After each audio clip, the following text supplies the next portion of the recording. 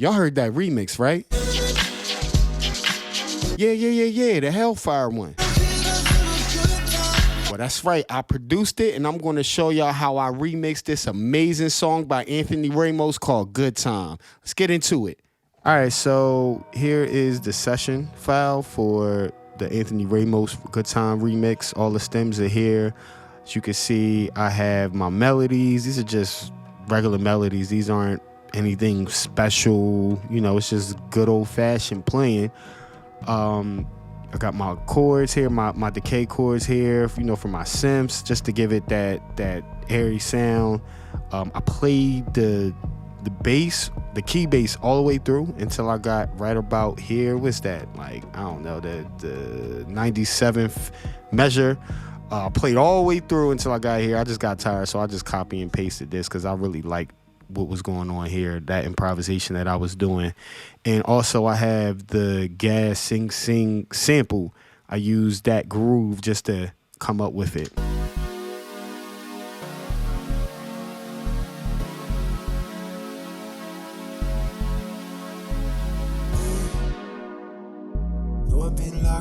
So what I did here, I put some automation on it, just so, because the synth was really loud, and I wanted that to intensify as you get more into the hook. So as you can hear it, I'll let y'all see my this joint. Oh no, it was this one.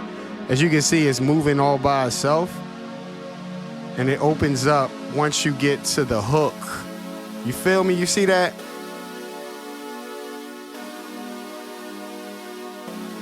That's the hook.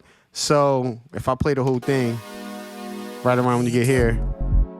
Don't take too much to get me.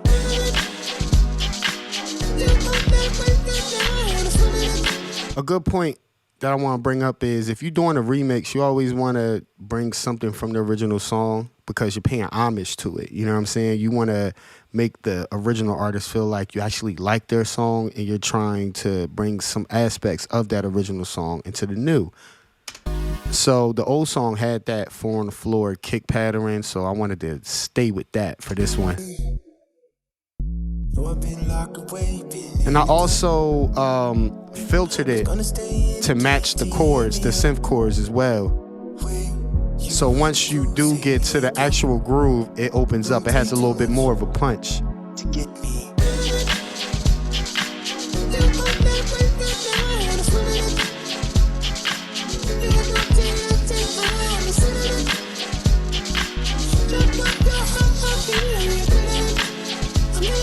So for this one, the kick and the groove, as you can see, I have drums on top of the groove. So let's just play the gas sing groove just so y'all can hear how I sound. So it's just right here. So if you look at my my EQ, I definitely took out a lot of the low end, and I wanted that mid range to high range really coming through. So that's why I took a lot of that out, right? But as you can hear, the drums aren't really kicking that much, even if I just bypass everything, right? So I wanted to have a little bit more control over it, so I added drums to it. So just so I can take it out, leave it in. So here's the kick. Hold on, here's the kick. Just so we can have that punch to it.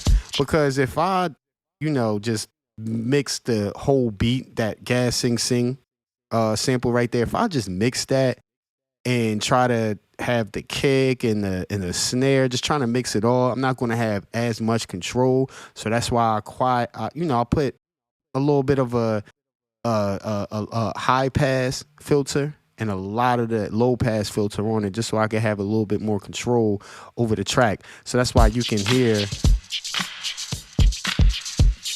And then also you got to add a snare to it because I thought it was missing more of that mid-range tone. It had a lot of those highs, you know what I mean? That's why you got that clap. Oh, I got a little bit of a reverb in here too. So you get a little bit of that clap in there. Yeah, you need something to really make it stick through the sample, you know what I'm saying? Or stick through the mix. I'm sorry. So if you listen to it, So listen to the snare I put out. See, it has that reverb to it. It actually complements the snare really well. And also I wanted to add just a regular, cymbal. No, nothing special, nothing from Sound Oracle or any of these other fancy drum programmer people that give you drums.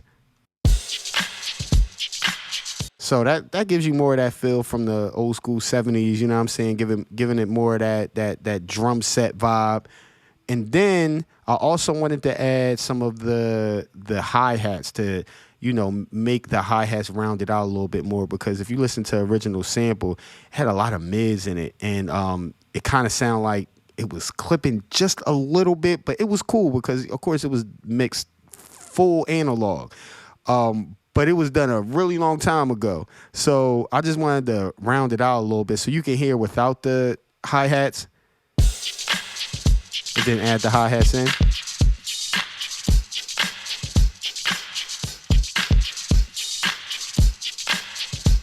And of course, you want to leave it unquantized just so it can have that groove. And of course, as you can see, I played most of it throughout. At least 70 bars or 68 bars, right? Yeah, 68 bars.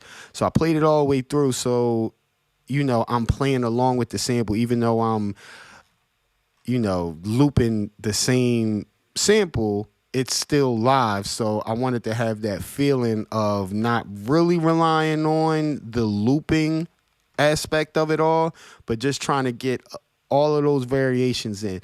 All these drums are not quantized neither. So if I click on here, see, unquantized, nothing's quantized right here. Hi-hats, unquantized. So that's why you're getting that that's why you're getting that feeling right there.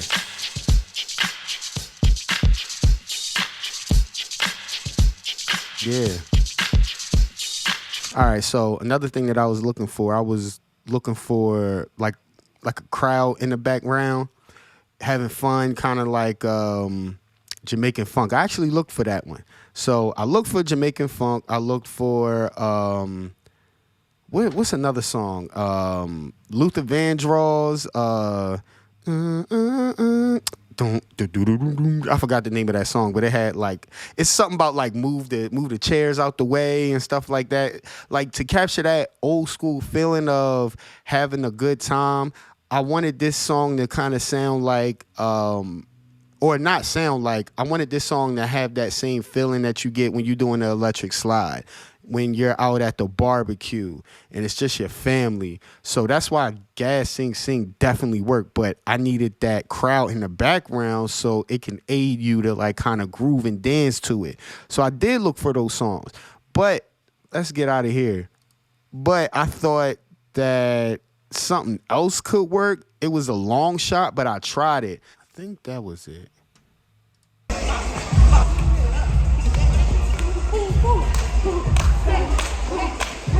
There we go.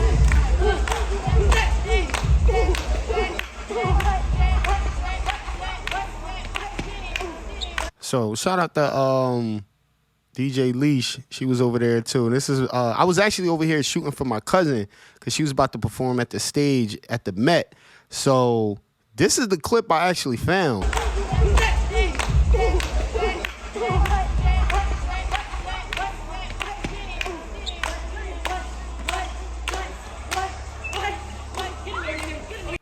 So that's what I use. So I'm going to just show y'all what I did. I'm going to just open up iMovie. They have this incredible feature that you can use, right? So what I do is, let me just get this out of here. Drag this down so as you can listen to it. Because you can hear all those backgrounds. But if you a video buff, if you a video guy, then you would know that this has, let me see. Oh, yeah. So you can reduce the background noise and you can reduce the hum as well. So the higher I turn it up.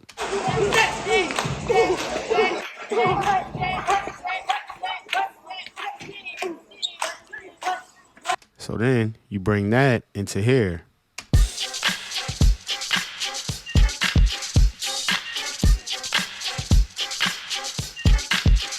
All right? Listen to it without nothing in there.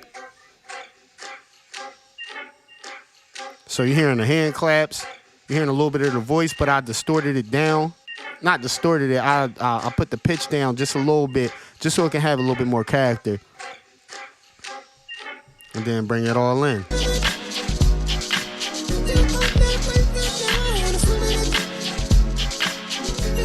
So I just wanted it all to be like kind of in the background, but you could faintly hear it, just so it could just get you out your seat and start dancing. You know what I'm saying? And then on this part, I wanted to intensify the percussion aspect of it all, but not have it overpower nothing. So see that hi-hat, I really wanted it to match the original sample.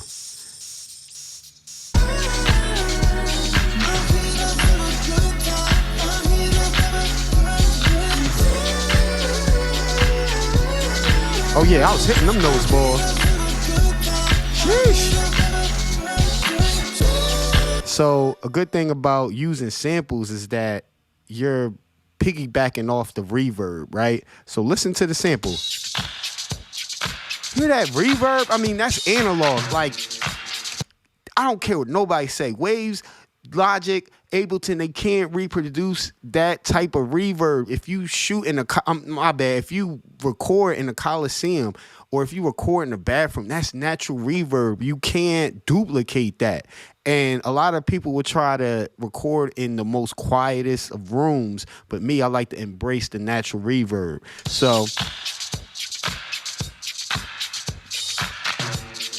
listen to that reverb. It's like you can look that's the reason why I took out a lot of those frequencies out of this one. I'm really capturing the reverb. That's what gives that track the character. You know what I'm saying? Bring everything else in with the drums that's beefing it up, giving it some, beefing up the drums that give it some life to it as well.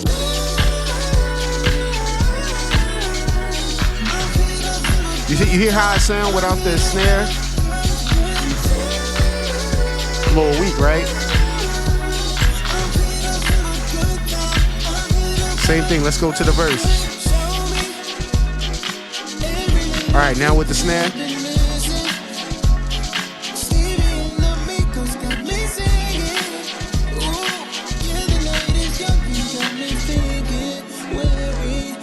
And see, that's the good part about like adding in the drums along with the sample, because then you be able to do stuff like this. That's a good thing about adding in drums to an existing sample, especially when it's a groove, because you can take the sample out, still keep the kick in, take the other snare out. That's what I did like right here. It just sounds like I got more control over the track, and this is a monstrous sample that everybody used this groove, this sing groove. And then you can hear the kick. Bring it back. Same thing, listen to it out the hi-hats. Bring it in.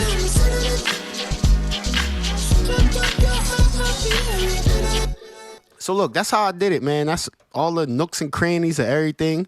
I like to show y'all the character that I put inside of these beats.